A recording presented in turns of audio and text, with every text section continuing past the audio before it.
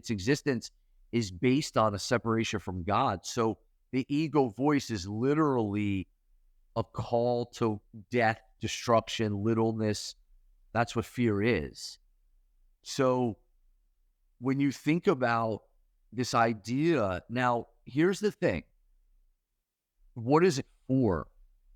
So you can have, like, I have a stone from the mountain in India, like, does it have any power in itself? No. Because here's what you start to understand. Now, if you study, let's say, universal law is mysticism, from thousands of years ago, universal law, these mystics, the three mystics, whatever. This book, I did a course on it, read it, and I just understood the laws, of universal law. The law of mentalism is one of them. Is everything that you see is mind. It's all mind. The way they say it in India, it's all consciousness, right? But everything is connected. So what Jesus says in the course, he says that it's never like when you talk about the altar, he's like, it's not the church, the structure of the church that makes the church holy. It's the altar within it. So it's not about our body or the physical world or form. It's the altar within our mind.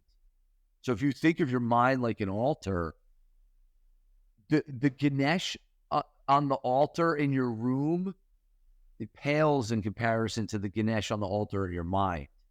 And the Ganesh on the altar in your mind is really the Holy Spirit. So that's the only remover of obstacles. Now, the Holy Spirit takes all these different forms because it's all one. It's all a Leela.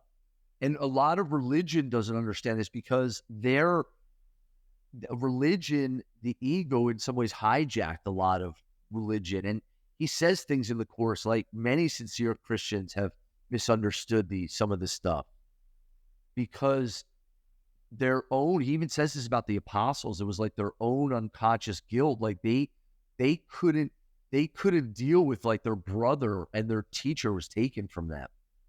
So that guilt they projected out into the world, and then God became a vengeful God.